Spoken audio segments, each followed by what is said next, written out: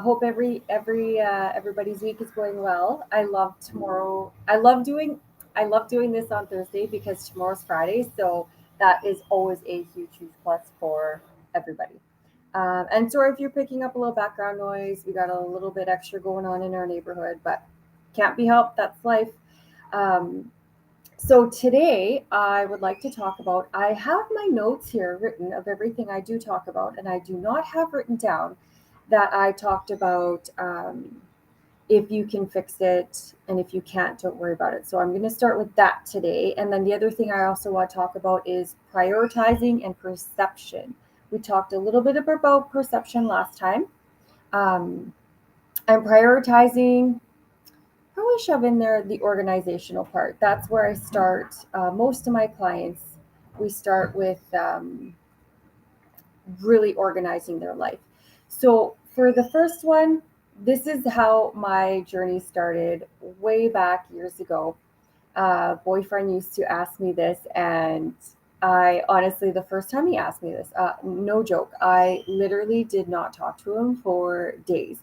I was appalled that he would even ask me such a dumb question. I was very put out. So I'm having, this is back in my severe overwhelm days, stress and anxiety always. I'm super irritable, like just he's walking on eggshells around me all the time because unfortunately that's how we are when we let stress and anxiety rule our lives. Um, and so I remember I was mopping the floor and obviously having a moment about something. I can't remember because in the end, almost everything that we're upset about, none of it's really a problem. None of it really matters. We just, you know, create these situations. And he says to me, because I'm, again, kind of having a bit of a fit about this, right? I'm really upset. He's like, can you fix it? And again, the first time he asked me this, I was so put out and I was like, I can't even believe you'd ask me such a stupid question. And of course, then I'm like angry mopping the floor and all these things. And, it took, I don't even know how many more times of him asking me that, weeks, maybe it was months, I'm not sure, before finally I actually listened and realized, he's right. Can I fix it? And like, I remember the first time, instead of getting mad, I still got mad, but I responded and I'm like, well, no.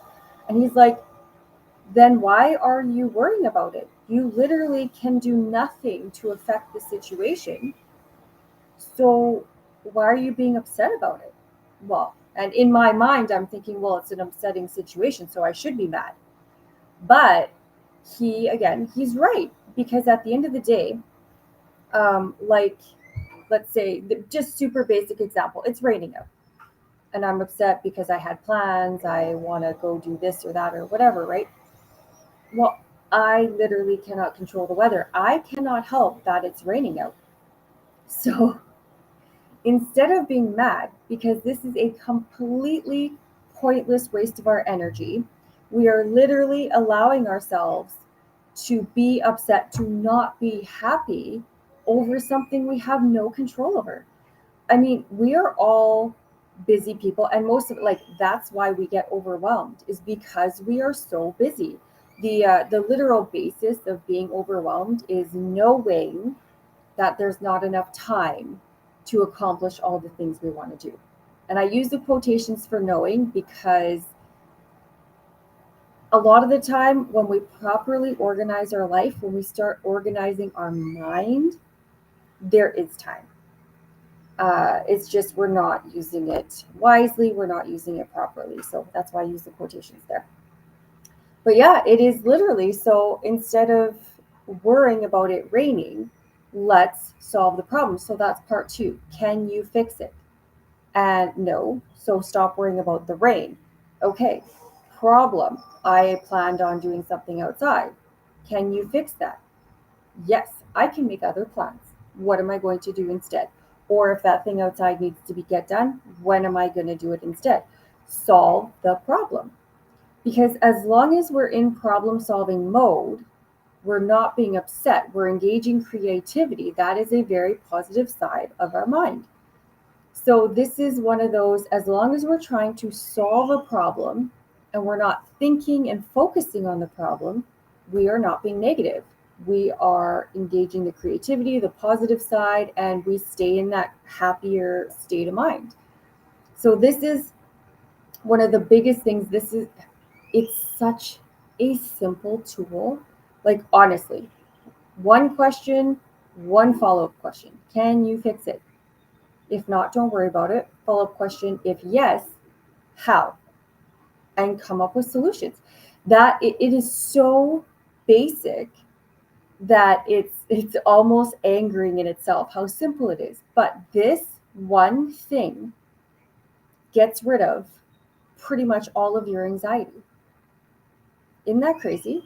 And as someone who literally, oh my goodness, it took me, I'd say on average, an hour to 2 hours to fall asleep at night, because hamster wheel going, my anxiety, I'm worrying about everything, I'm going over everything for tomorrow. And literally, anxiety is worrying about the future. So again, this is pointless, because if I'm worried about something I have to get done tomorrow, well, I'm not doing it today. I'm in bed. I'm literally not doing this thing. So why am I sitting here worrying about it, going over it 10,000 times, taking away from my sleep, right? And again, it's one of those. And if you're someone who is like I was, you're waking up in the middle of the night, maybe 1, 2, 3 a.m., and potentially never getting back to sleep again. So I know for myself, on average, when I was very overwhelmed, high anxiety, high stress, I was averaging about 4 hours of sleep a night. Like, that's pretty terrible. That is so severely unhealthy physically and mentally, which of course then adds to your overwhelm, because now you're struggling on lack of sleep. It's a terrible, terrible cycle. So, as crazy as this is, really give it a try. Trust me, it's like one of my mottos now. Can you fix it? If not, you have to push it out of your mind. And this is one of those things, because when we're in that high state of overwhelm, to not think about it is a challenge. We really have to build up that willpower muscle, that focusing muscle, and really build up the will to divert our mind off of something we are choosing not to think about, because it is pointless, right? So this is where I know for myself. So this is one of my favorite situations to use as an example. So I'm in the kitchen, I'm cleaning up the kitchen, doing the dishes, and you go to wipe the counter. Okay, well, that has to be put away in the bedroom. So you grab this, okay, you go to the spare room, put it in there. Then you see something else, you get sidetracked, you're doing something.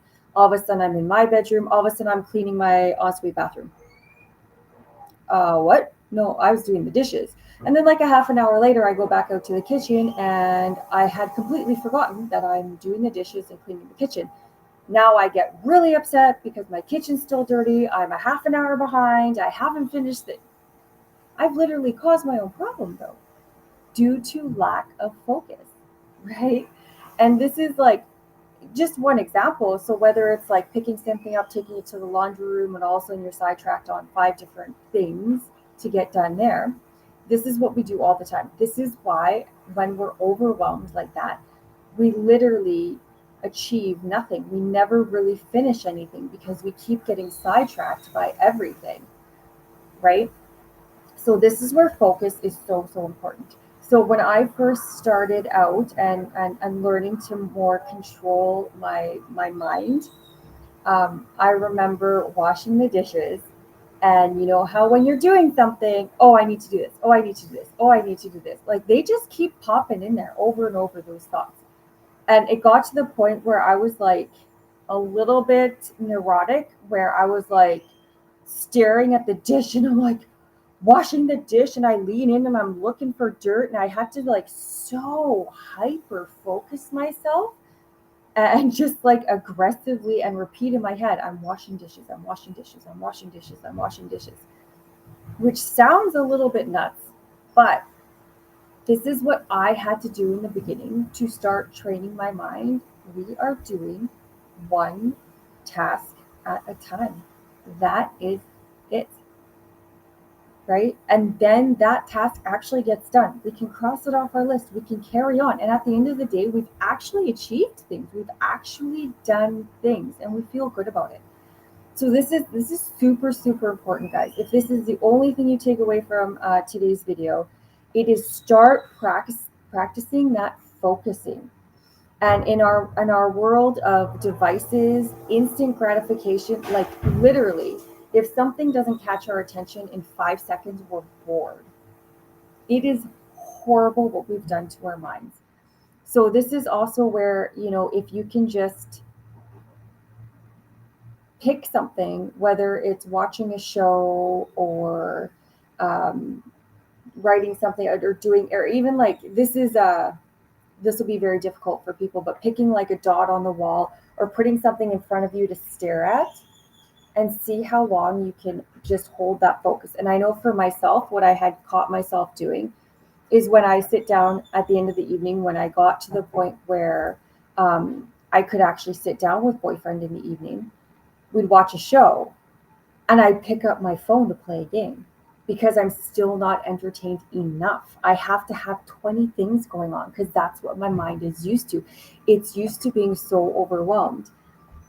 I think I did touch on that before where we are in that state of overwhelm for so many years, it literally becomes our comfort zone, right? So that is really important to remember where that's what we know. That's what we've been living. That's how we know how to deal, even though, I mean, truthfully, we're not dealing, are we? We're like surviving. So we really need to break that cycle. We need to break that habit. And it's so important to just like one thing at a time. Super, super important, guys. So then the other part of that is the organizing. And of course, I'm type A. I love organizing. I just have all my lists and my schedules, and yeah, I'm an organization person.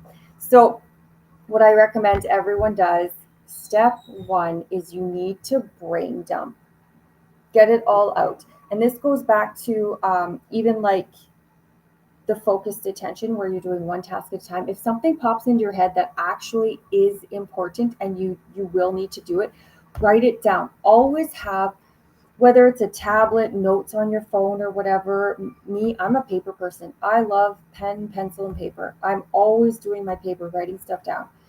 So this is where write it down and come back to it later. We need to get that focused attention, one thing at a time. So keep that in mind. Write everything down. So yeah, step one, get it all out of your brain, get it all on paper, put it somewhere safe. So how I did it in the beginning is I literally just everything I wanted to do, everything I needed to do, everything I thought I needed to do, I wrote it all down. Then I came back after, and if anything was left, I just kept adding to it because you know how things keep popping in, keep popping in. Then I started organizing, and I organized that into lists. Now, in the beginning, I was so overwhelmed. I had so much in my head. It was so full. I made so many lists to try and get my thoughts organized. I actually had to make lists for my lists. That's how terrible it was, right? So, but this is okay. This is just one of those whatever you need to do to make it make sense for you. So I have a lot of clients that where for myself, I have a full daily list that I go and I check off and I cross off everything. And whereas some people, that's too much, just having that much written down in front of them will overwhelm them. So they have chunks of like, okay, cleaning. And whereas I would like clean the floor, do the laundry, do this, I'd have each tick.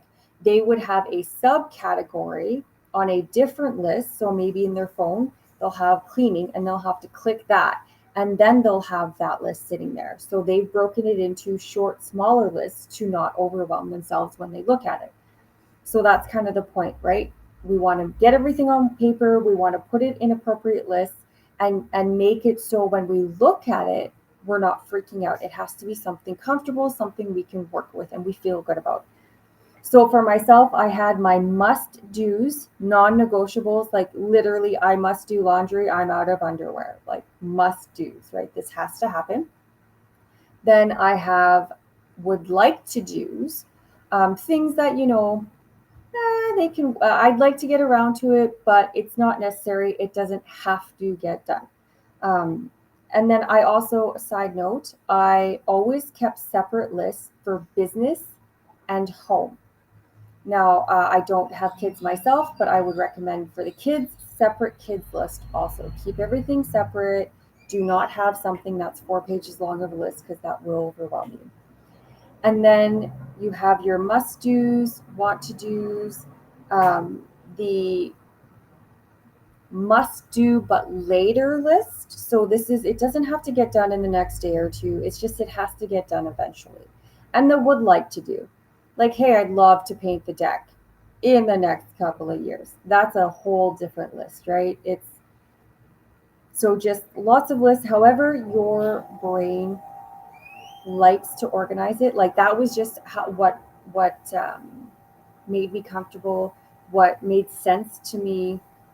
It's going to be different for everyone, but just something where just the important thing is to have the must do, the next day or two, this has to get done this week list is separate from other things. Because then what you're going to do is you're going to make yourself a schedule. This is really important. In the beginning, you kind of have to micromanage yourself because it's like herding cats. Our brains are like a herd of cats with the thoughts going everywhere, and we need to get that under control. And once the cats get the lay of the land and they get the routine, it's not so bad. But in the beginning, they're freaking out, they're running, they don't want to be herded, they don't want to be contained, they don't want nothing. So it's that beginning that's a struggle. So in the beginning, that's where it's important to kind of almost micromanage yourself to the point where, like, some of my clients, to make it easier for them and to make them feel good about having this structure, they literally put in their schedule having breakfast, taking a coffee break, making lunch, eating lunch, like cleaning up from lunch, like literally micromanaging themselves. I personally never had to do that. Whatever works for you. And then the other super, super, super, super important thing about making a list, guys, this is why it's so important, is when you fill your list up, it would let you know if you've got too much on it, right? Because at the end of the day, this is the hard truth for most people. At the end of the day, there are only so many hours, and it doesn't matter how many things need to get done. If it doesn't fit in the schedule, it doesn't fit, period. And what a lot of people do is we're stubborn, we don't want to realize this, and we shove it in this on the list anyway, and it has to get done today. And then tomorrow, we didn't get the last two things done. And then that tomorrow, we don't get the last four things done. The next day, all of a sudden, a week later, we're six things behind. How do you think our anxiety and our stress are doing now? Now we're freaking out. 2 weeks later, we're 10 things behind. Now we can never catch up. Well, yeah, because we've literally caused our own demise by choosing to not realize there's only so many hours in the day and we're not Wonder Woman, right? So this is so, so important. Do not overschedule yourself. Do not just think, oh, I have to get it done. Do you have to get it done? Because that's a big, big thing I realized when I made my list and I really went to organize all the tasks I wanted to do and I went to put them on their appropriate list. There was a lot of must do's that I was like, that's actually not really that important at all. Like, why did I think I had to do that? Well, that's weird. So when I wrote it down and I was able to come back and reread it later and go through it all, my brain was calm enough to realize some of the nonsense I was thinking. Because that's also the problem. Again, when we're just overwhelmed, we're in that hamster brain, we're in that cycle, we're going, we're going, we're going, we're going. If we have a moment of calm, our brains don't know what to do because that chaos is our comfort zone, right? So it's we come up with situations and we come up with ideas and we put significant importance on them. I'm not quite sure why. It might be simply to add to the chaos. It really might be. Um, and it's not like even going through our clothes to like, organize the closet and donate and purge and stuff like that. That is a wonderful thing to do. And it is going to help your anxiety when you literally go into your closet and it's all nicely purged and stuff like that. But literally, that is not a must do today or tomorrow. The world is not going to end if you don't purge your closet. Nothing bad is going to happen if you don't purge your closet. I'd like to get to that because it's something I really want to do. So maybe I'm going to get it in there on the weekend or something. Or maybe for my mental health, I'm going to classify that as self-care. I'm going to schedule that in there, right? But to think that that is a must do, like, no, you must, feed you and your family. You must make sure you have clean clothes to wear. Like, you know what I mean? Like, it's that really remembering what must means. And this is, I've noticed from a lot of younger people in the language, well, I need that. You don't need Starbucks. You don't even need a coffee. You want it. Maybe it helps you wake up. I know for me, I need my coffee. No, no, no. I really love my coffee. It helps me in the morning. It tastes good. I want it. I want it. I don't need it. I'm not going to die without it. I need food. You know what I mean? This kind of different definitions we've decided to apply to words and misconstrue, and the difference between the needs and the wants. So the difference between the musts and the I'd like to. These are also important. It's going to save you a lot of stress in the end of that. So that's kind of a lot to take in there in one day. So I think maybe I might leave it at that. Um, And guys, that almost touches into that perception thing too, where our perceived must in our chaotic, overwhelmed brain, when we can calm down and we can actually take a step back and look at it with like more like observing eyes than living it, the perception of that must can change. And then we realize it's not really the must we thought it was. It was just our perception at the time. So that's a big thing because I know I did touch on perception and reality, and we create our reality through our perceptions, right? So, whereas somebody in that chaotic mind with the hamster brain is listing off all the horrible things or whatever, and in their mind, in that moment, life can be so bad and just everything is crumbling and everything is horrible. But when you sit down and you actually go through every one of those horrible crumbling points and you actually put thought to it and realize it's not so bad and that's not important and that's no big deal, that's easily fixed. Life's not crumbling anymore. Life is fine. But it's the perception we put on things, the way we choose to see things. Glass half full, glass half empty, right? Half empty, time is running out. I need to buy more. Oh my goodness, I'm going to be without.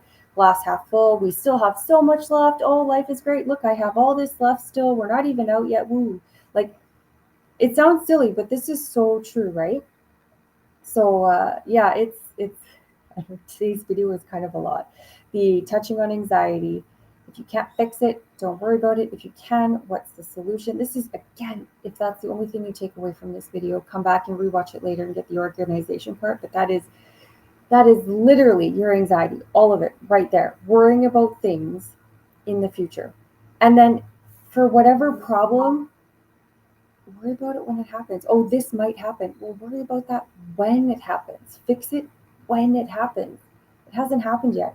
Probably won't happen. And you're wasting all that energy. You're choosing to not be happy over something that most likely won't happen. And I get it, guys. That literally was me every day, just walking around overwhelmed in this high state of alert, high state of anxiety. Literally such a waste of energy, guys. So take that, start working on that, put little post-it notes everywhere. Can I fix this? Post-it notes everywhere, and really drill that into your mind. That is game changer. That started my whole journey into like getting my overwhelm under control, controlling stress. Like literally, I have no anxiety, like ever. And if it happens to pop up, something kind of triggers me a little bit, I can step back and I can just be like, okay, can I fix this? Yep. How? Nope. All right, carry on. Da da da da. Like, so it is possible, guys. Because again, I know you don't really know me from a hole in the wall, but I was a lot. I was a big old mess, and I'm stubborn, and I'm strong-willed, and I don't like change. Didn't like change. If I can do these, if I can make this journey, literally anyone can. Like, really, truly, guys. So you just have to prioritize. That was the other thing I wanted to talk about. Prioritize yourself, right? That is a big thing. And I'll just kind of end with that little nugget is if you look at your life, and I hear this all the time, I don't have time. I don't have time for self-care. I don't have time to work out. I don't have time for me. Okay, so how you treat yourself. Would you treat your mom that way? Would you treat your partner that way? Would you treat your kids that way? Would you treat a friend that way? You don't have time for them. They don't matter enough to do nice things. They don't matter enough. Like, do you know what I mean? Would you treat anyone else that way?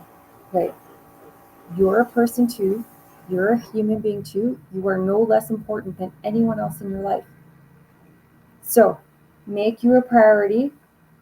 Take this, and again, even if it's that first step of can I fix it, put post-it notes, just choose and decide you matter enough to start doing something.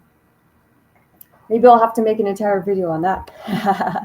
Anyway, guys, my videos, I'm not that I have a time limit, but I want to keep them relatively 20 minutes ish, something that's reasonable to watch or listen to that doesn't take up too much of your time. So hopefully, like I said, it's such a good journey, guys. Once you get in there, once you start seeing results, it's amazing. So I hope you continue with me. I hope you're getting good value from this. I really like literally my mission in life is to help people. I've made the journey, I've done it. My life is so much better now, and I just want that for everybody. So, and if there's anything you're struggling with, anything you might need help with, anything, really drop a comment. I think I am on Facebook, Sonia LD. You can find me on Facebook. You can drop a comment, send me a message, whatever. I'm always up for ideas of what to do because I have so much. So if there's anything someone's struggling with now that I can address right away, send me some ideas. Otherwise, I'll just keep on keeping on. So yeah, it's enjoy the rest of your day, guys. Remember those deep breaths. Life is great. Choose to have a great day. Remember the positivity. Remember the gratitude. And tomorrow is Friday. So no matter what's happening, it's all good. Have a wonderful, wonderful